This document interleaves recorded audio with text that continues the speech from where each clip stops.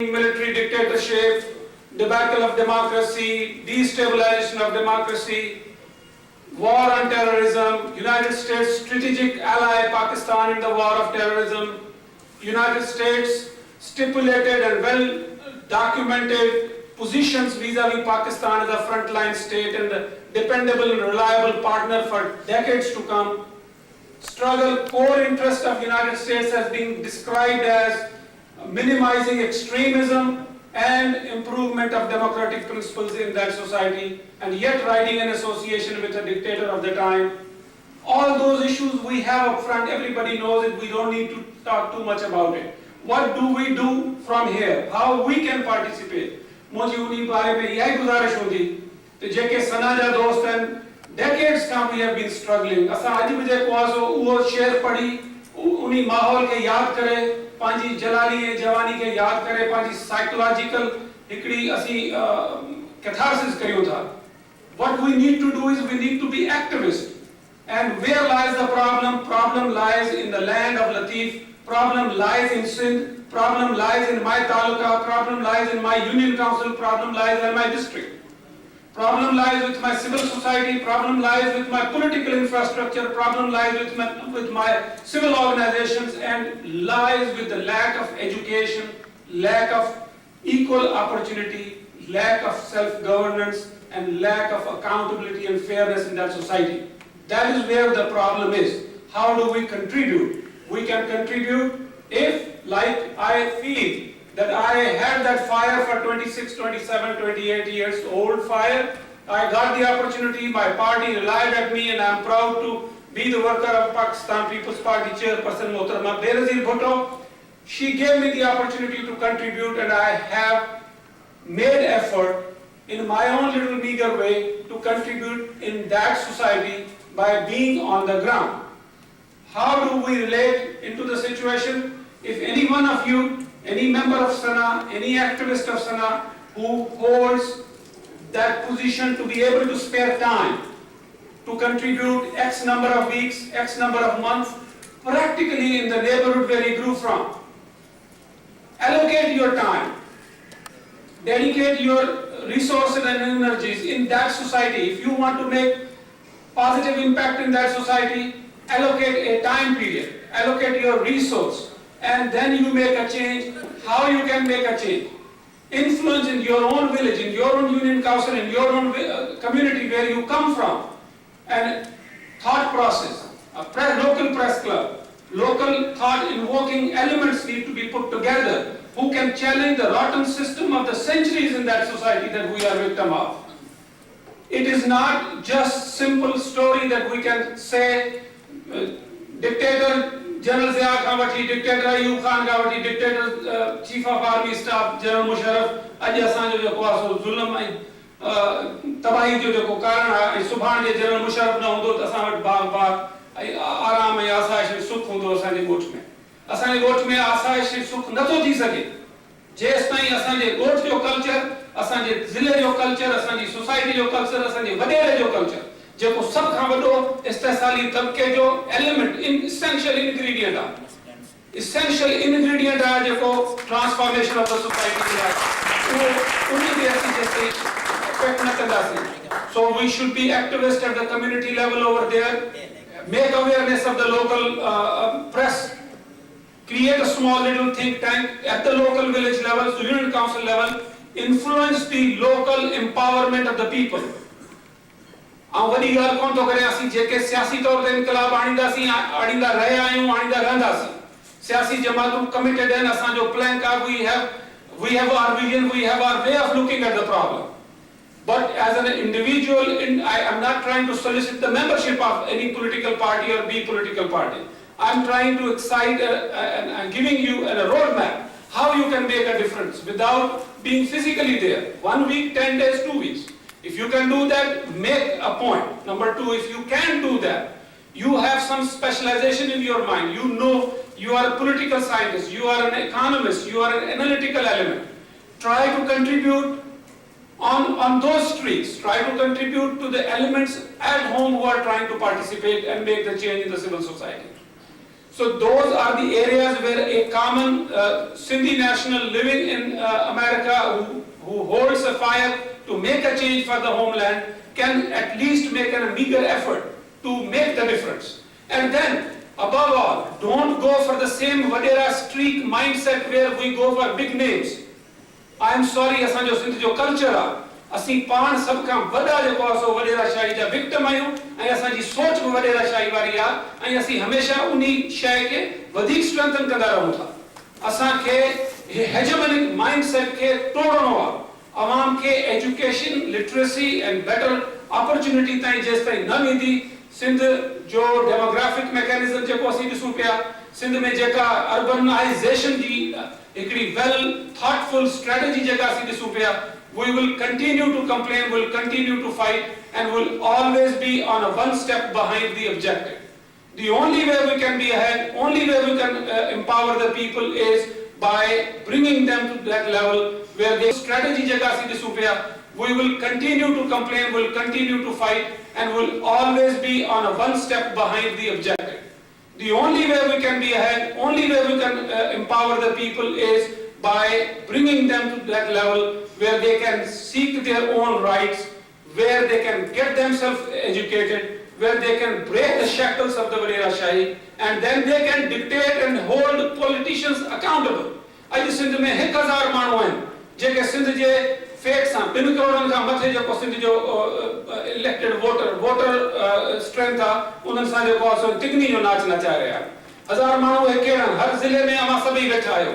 7-8 जहिड़ो सियासी घर हूंदा, 5-7 जेको आहे सो ब्यूरोक्रेट वॾेरा जेके उन वक़्तु उते मौजूद आहिनि, ऐं मथे उन्हनि जी जेका हायरार्की जेका वेस्टेड इंटरेस्ट लॉबी और बैकडोर बैक स्टेज मैनेजर जेके आहिनि, इहा आहे सिंध जी politics. So we need to rise beyond that.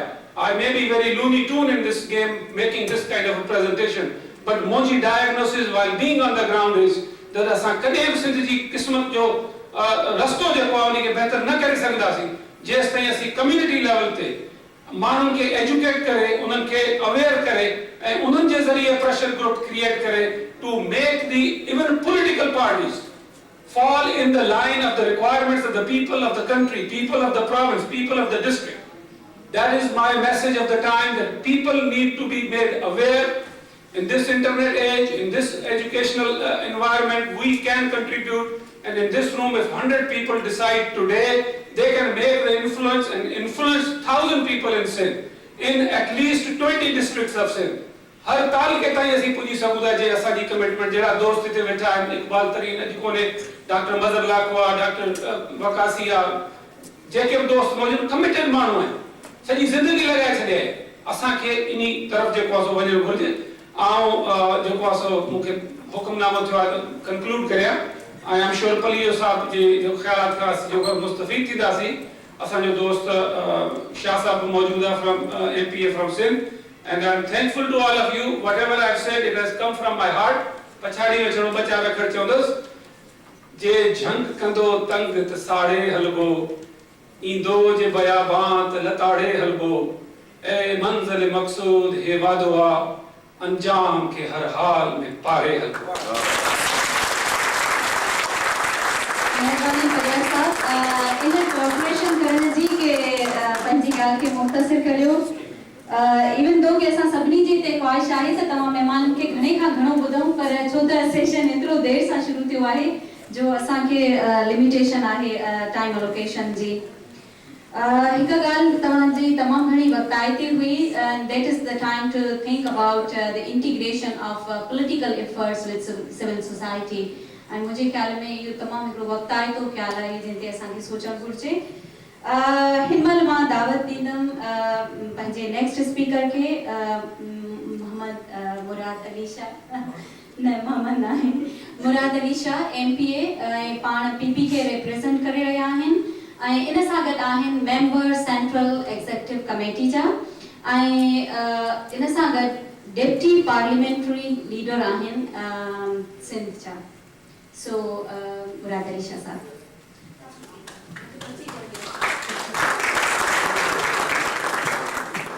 बिस्मिल्लाहिर्रहमानिर्रहीम. सभिनी खां पहिरीं त मां शुक्रगुज़ार आहियां अज़ीज़ नाले साहिब जो ऐं सना जे ऑर्गेनाइजर्स जो कन्वेंशन जे जो उन्होंने पाकिस्तान पीपल्स पार्टी की दावत दी, मोहतरमा बेनज़ीर भुट्टो की दावत आई, उन्हें मुनासिब समझो ते मोकिलियो वञे ऐं तमामु शॉर्ट नोटिस हो। नारी साहिब ख़बर आहे त 3 तारीख़ मां कराची खां हैदराबाद खां कराची पिया सुपर हाईवे ते मूंखे मैसेज मिलियो आहे तव्हांखे वञिणो आहे ज़रूरु। ऐं मूंखे चयो त फर्स्ट आहे कन्वेंशन ऐं उन वक़्तु शाम जा 5 या 6 थिया हुआ 3 तारीख़ ते। ख़ैर मां नारी साहिब सां ॻाल्हायो, उन्हनि ॿुधायो त 3rd ते हिते पहुचणु घुरियो। मां राति पहुतो आहियां, हींअर 2 थियनि पिया राति जा। यदि मां ऐसो अगरि का ग़लती कयां त मुंहिंजी माफ़ी ॾियो। अॼोकी कन्वेंशन में मां ॻाल्हाइणु चाहींदुसि सिंध जी सूरत हाल ते ऐं ख़ासि तौर ते जेकी सूरत हाल सिंध में पैदा थी आहे 2002 जी इलेक्शन्स खां पोइ। पर इहो साहब हिते वेठो आहे, उहो ज़रूरु वधीक रोशनी विझंदो हालतुनि ते, पर मां चाहियां थो त जेकी 2002 खां पोइ हालतूं पाकिस्तान में ख़ासि तौर ते सिंध में थियूं आहिनि उन्हनि ते थोरी रोशनी विझां। 2002 में तव्हां सभिनी खे ख़बर आहे अक्टूबर में इलेक्शन्स थियूं। उन्हनि इलेक्शन्स में जेकी पार्टी लीडरशिप हुई, जेकी ट्रू लीडरशिप हुई पाकिस्तान जी, तव्हां सभिनी खे ख़बर आहे उनखे मुल्क खां ॿाहिरि रखियो वियो। उनजे बावजूदि इलेक्शन्स थियूं, पाकिस्तान पीपल्स पार्टी उन्हनि इलेक्शन्स में हिसो वरितो ऐं सभिनी खां वधीक वोट पाकिस्तान में खयां। सिंध ते अचूं, सिंध में जेको उन वक़्तु ऐवान जेको असांजी सिंध असेंबली जो 108 जो तंहिंमां 67 सीटूं खणी आया, डिस्पाइट त जेकी धांधली थी पाकिस्तान पीपल्स पार्टी खे ॿाहिरि रखण जी कोशिशि कई वई, पर पाकिस्तान पीपल्स पार्टी ॿी जेकी नेक्स्ट हाईएस्ट पार्टी तंहिंखां 25% वधीक सीटूं खणी ऐवान में आई। अक्टूबर में इलेक्शन्स थियूं, 2 महीननि खां मथे सिंध असेंबली जो इजलास न घुरायो वियो। इन खां पहिरीं इहो मां हिस्ट्री ॾिठी हुई त 70 वारी इलेक्शन में थियो, जो 70 में त अञा वधीक टाइम लॻो हो, पर उहो मुल्क भञायूं, तंहिंखां पोइ असेंबली जो इजलास घुरायो वियो हो। हींअर असांखे जेको 2 महीना रोकियोसि, ॿियनि सभिनी असेंबली जा इजलास थी विया, उते गवर्नमेंट्स फॉर्म थी वियूं, नेशनल असेंबली जो इजलास थी वियो। 12 नवंबर 2002 ते असांजो पहिरियों इजलास थियो। जेकी उन वक़्तु सूरत हाल हुई, अहिड़ी का सिचुएशन न थी बीठी त बग़ैर हॉर्स ट्रेडिंग जे, बग़ैर को ज़ोर लॻाए लालचूं ॾेई ऐं ॿियो के तरीक़ाकार इस्तेमालु करे पीपल्स पार्टी खां हुकूमत खां ॿाहिरि रखी सघियो। पर मिलिट्री इस्टेब्लिशमेंट जेकी उनखे मंज़ूर न हो त पीपल्स पार्टी अचे। हुननि पहिरीं जेको हींअर चीफ मिनिस्टर आहे उनखे अॻिते आंदो, पर हुनजे लाइ जेकी रिज़ेंटमेंट हुई माण्हुनि में उहा एतिरी वधीक हुई जो हुनजो नालो उन वक़्तु विड्रॉ करणो पियो। सभिनी खे ख़बर आहे। हिकिड़ो स्टॉप कैप अरेंजमेंट कयूं, पीपल्स पार्टी मां ताज़ो निकितल हिकिड़ो माण्हू तंहिंखे चीफ मिनिस्टर कयूं, उनजे हेठां हिकिड़ी तमामु कमज़ोर हुकूमत सिंध में ठाहियूं।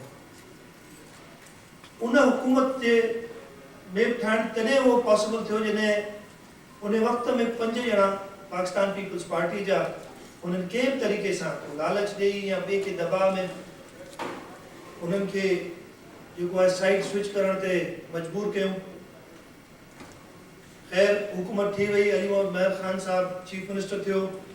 जीअं उहा हुकूमत हली 1.25 साल खनि, सभिनी खे ख़बर आहे इनफेक्टिव, इनकॉम्पिटेंट, जेके बि डिक्शनरी में एडजेक्टिव्स आहिनि इनकॉम्पिटेंस जा उन हुकूमत ते बिल्कुलु फिट ते थिया। पर असल मक़सदु मां तव्हांखे ॿुधायां इहो हो ई कोन हुनजो। असल मक़सदु जेको हाणे जो चीफ मिनिस्टर आहे, इन करे हुननि चाहियो त सिंधी माण्हुनि खे क्रश कजे, सिंधी माण्हुनि जी नुमाइंदा जमात जेकी आहे उनखे क्रश कजे। तॾहिं खां मक़सदु जेको हाणे चीफ मिनिस्टर आहे उनखे पावर में आणणो हो ऐं 1.25 साल 1.5 साल उन्हनि उहा ई कोशिशि कई ऐं वरी फाइनली अॼु खां साल खनि अॻु में अरबाब गुलाम रहीम चीफ मिनिस्टर सम्झो। हाणे अरबाब साहब जे कारनामा आहिनि उन्हनि ते वरी थोरो ईंदुसि। थोरो जेके मेजर इशूज़ सिंध में के असां फेस कयूं पिया था ऐं जीअं अॼोको दौरु कम्युनिकेशन जो दौरु आहे। तव्हां सभु मुंहिंजे ख़्याल मूंखां वधीक शायदि वाक़ुफ़ु हुजो, पर ज़रूरी आहे जो हिन फोरम ते वेठो आहियां, सिंध खे रिप्रेज़ेंट कयां पियो थो, पाकिस्तान पीपल्स पार्टी खे रिप्रेज़ेंट कयां थो पियो, त उहे ॻाल्हियूं थोरो करे वठूं। सभिनी खां वॾो इशू जेको मुंहिंजे ख़्याल में इन जी ॻाल्हियूं अॻु में थियूं आहिनि। सेनेटर अकबर ख्वाजा कई जेको नेशनल फाइनेंस कमीशन जो अवॉर्ड आहे, जेको 97 जो अवॉर्ड या 96 जो अवॉर्ड अञा ताईं हले थो पियो। 97 में हिकिड़ी केयरटेकर गवर्नमेंट हुई जे इहो अवॉर्ड सिंध कया थो, ऐं मूंखे अफ़सोस हुयो आहे त उन वक़्तु जेको सिंध जो चीफ मिनिस्टर हो उन जी का उन ते को रद्द-ए-अमल न ॾेखारियो ऐं उहो NFC अवॉर्ड एक्सेप्ट कयो। उन NFC अवॉर्ड में पहिरीं त सिंध सां उन खां अॻु में ई थियूं पे ज़्यादतियूं ऐं नाइंसाफ़ियूं, पर जेको वधि में वधि प्रॉब्लम थियो NFC में असां सभु ॻाल्हियूं कंदा हुआ पॉपुलेशन ते थिए, रेवेन्यू बेसिस ते डिस्ट्रीब्यूशन थिए, पर हिकिड़ी वॾी ॻाल्हि असां शायदि विसारे छॾींदा आहियूं त जेको वर्टिकल डिस्ट्रीब्यूशन थिए थी, जेके वफ़ाक़ खां सूबनि में हिसो अचे थो, अॻु में उहो हूंदो 80%, 97 खां पहिरीं 80% जेको 100 सूबनि खे वेंदो हो, ऐं उहो घटाए 37.5% कयो हो उन 97 जे अवॉर्ड में।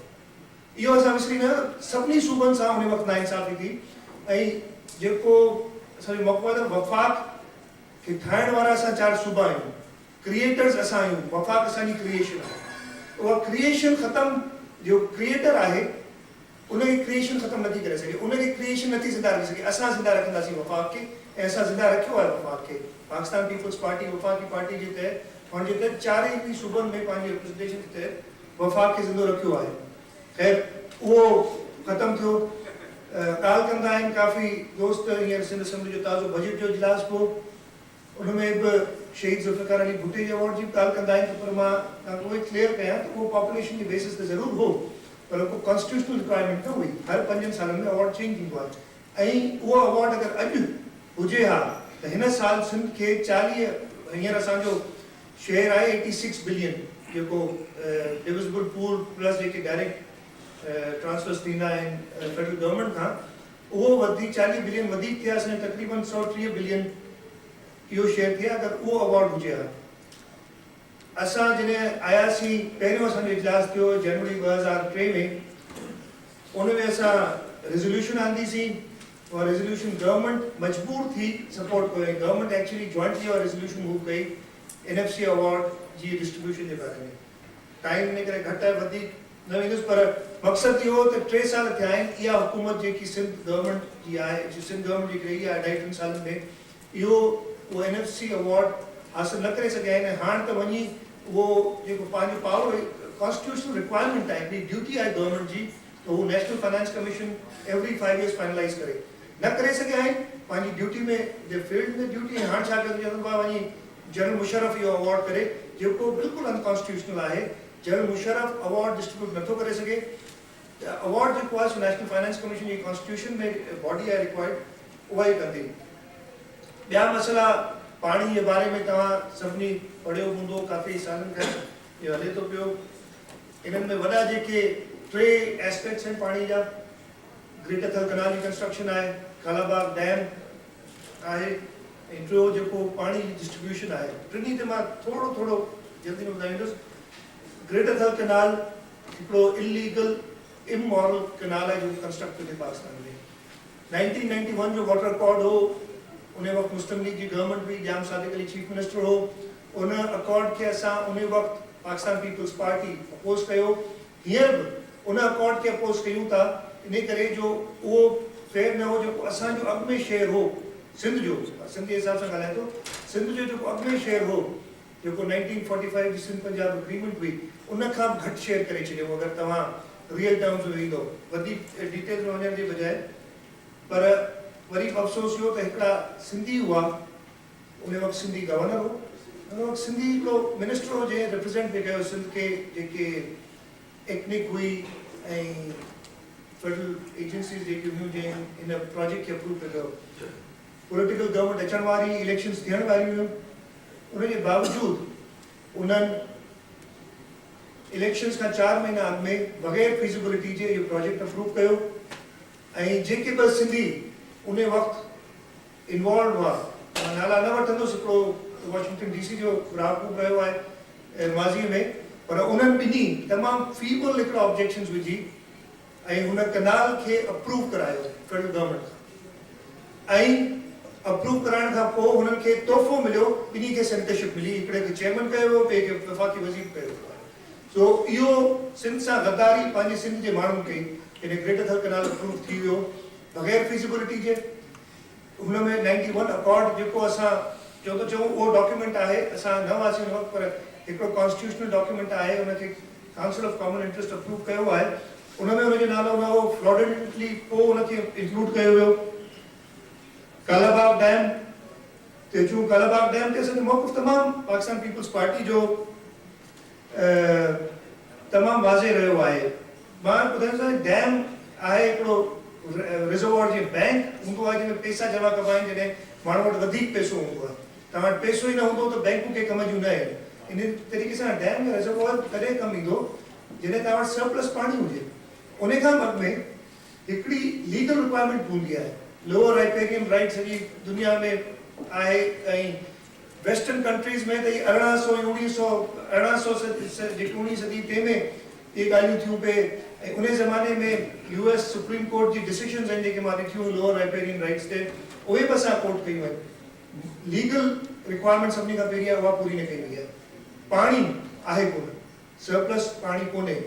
US अॻे वरी सुप्रीम कोर्ट जी डिसीजन आहे त जेको एवरेज फ्लोज या जेके सालनि में फ्लोज वधीक था अचनि, उनजे बेसिस ते तव्हां को वॾो प्रोजेक्ट नथा ठाहे सघो, उनखे बग़ैर ॾिठे, ऐं उन जी ॻाल्हि 1980s खां या उन खां अॻु में इहो कालाबाग पियो थो हले।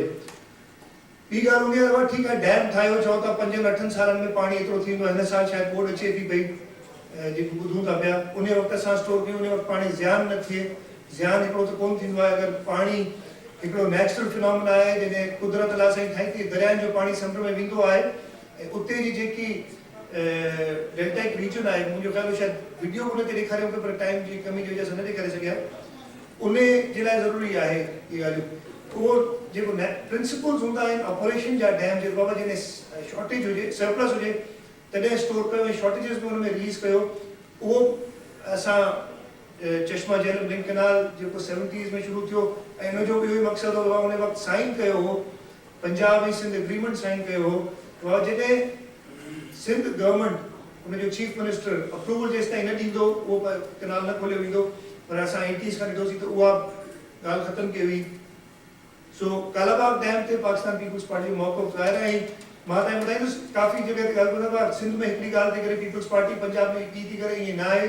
मां पाण पंजाब में हिकिड़ी असांजी लीडर्स ऑफ द ऑपोजिशन जी कॉन्फ्रेंस थी, तंहिंखे तक़रीबन 1.5 साल थिए, उन में हुअसि। उन में पाकिस्तान पीपल्स पार्टी पंजाब, पाकिस्तान पीपल्स पार्टी सिंध, इन जा ॿिन्ही जा ऑपोजिशन लीडर्स हुआ, सरहद ऐं NWF में नुमाइंदगी पीपल्स पार्टी ॿियनि पार्टीज़ जी बि जेकी ऑपोजिशन हुयूं, उन्हनि जॉइंटली हिकिड़ी करारदाद सही कई हुई, ऐं हिकिड़ो जंहिंमें चयो वियो हो त इहे मनसूबा जेके इंटरनल रिफ्ट था पैदा कनि पाकिस्तान जे अंदरि, इन्हनि खे ख़तमु कयो वञे, ऐं जेसि ताईं सूबनि में हमामगी न थिए ऐं सभु अग्री न कनि। असां त टेक्निकली इन मनसूबे जे ख़िलाफ़ आहियूं, पर पॉलिटिकली जेसि ताईं अग्री न कनि तेसि ताईं इन ठाहिया वञनि। पाणी जी डिस्ट्रीब्यूशन ते ख़ैर मां वरी शॉर्ट करे थो वञा, अधी हिकु चेर थी दफ़ा थी विया आहिनि। मां ज़रूरु ॻाल्हाइणु चाहींदुसि त हींअर जेको रीसेंट फिनोमिना सिंध में थिए पियो थो, तव्हां ॿुधो डिस्ट्रिक्ट्स भञिया पिया वञनि, वरी तालका टोड़िया पिया वञनि, ऐं ख़ासि हिकिड़ी मख़सूस सियासी जमात या दहशतगर्द जमात मां चवंदुसि उनखे ख़ुशि करण लाइ, ऐं वॾेरनि खे, वॾेरनि जी ॻाल्हि थी, वॾेरनि खे वॾेरो हिकिड़ो लफ़्ज़ नेगेटिव कॉनोटेशन में खयो, वॾेरा मां कंदुसि, मां इस्तेसाली जेके वॾेरा आहिनि उन्हनि जी ॻाल्हि कंदुसि। वॾेरनि खे राज़ी करण लाइ अरबाब रही पाण दादू अची चयो आहे लियाकत जतो जा मूं ते थोरा आहिनि, इन करे मूं दादू डिस्ट्रिक्ट वञी हुनखे ॾेई छॾियो जीअं हुन चाहियो। जीअं अंग्रेज़ सिंध जा गद्दार हुआ, तंहिंखे जागीरूं ॾींदा हुआ तोहफ़े में, इनाम में, उहा हींअर जेके सिंध जा गद्दार आहिनि उन्हनि खे इहे तहसील, इहे तालका, इहे ज़िला तोहफ़े में ॾिना पिया वञनि। ऐं मूंखे ख़ुशी इन ॻाल्हि जी थी त जेकी मां इहो सुबुह जो वॼे पंहिंजे कुझु पॉइंट्स ठाहिया जंहिं ते मां ॻाल्हाईंदुसि, ऐं हिते मां जेके रेज़ोल्यूशन्स ॾिठियूं आहिनि उहे सभई ॻाल्हियूं सना जी रेज़ोल्यूशन्स कवर थियूं कनि, ऐं मुंहिंजो ख़्याल आहे त का बि हिकिड़ी ॻाल्हि न आहे जेकी कॉन्ट्रडिक्शन में हुजे हिनजे। अरबाब रहीम जी ह्यूमन राइट्स जी वायलेशन, हिते ॼाम ज़ाकी जो ज़िक्र कयो पंहिंजो संत अकबर ख्वाजा, मोहन लाल मेंगवार UC नाज़िम आहे पाकिस्तान पीपल्स पार्टी जो हिकिड़ो ई डीप प्ले तालके जो, उनखे सैलरी जे करप्शन जे केस में अरेस्ट कयो आहे, अञा ताईं अंदरि आहे। उन सां गॾु उते मोहम्मद ख़ान लुंड ऐं हुनजो वकील अरबाब मुराद अली जेको 70 सालनि जो आहे, उन्हें के कूड़न केस में फसायो। जाम साकी साहब ताईं ख़बर आहे त पहिरीं उनखे बॉम्ब ब्लास्ट केस में फसायो, 497 में छॾियो वियो, पोइ उनजी घरवारीअ खे किडनैपिंग जे केस में फसायो। इहो सभु छो? इहो सभु इन करे जो उते जेकी ज़ुल्म करे पियो थो थरपारकर में, आतम मेघवार हिकिड़ो माइनॉरिटीज़ जो हमरा उन जी वालदा वञी HRC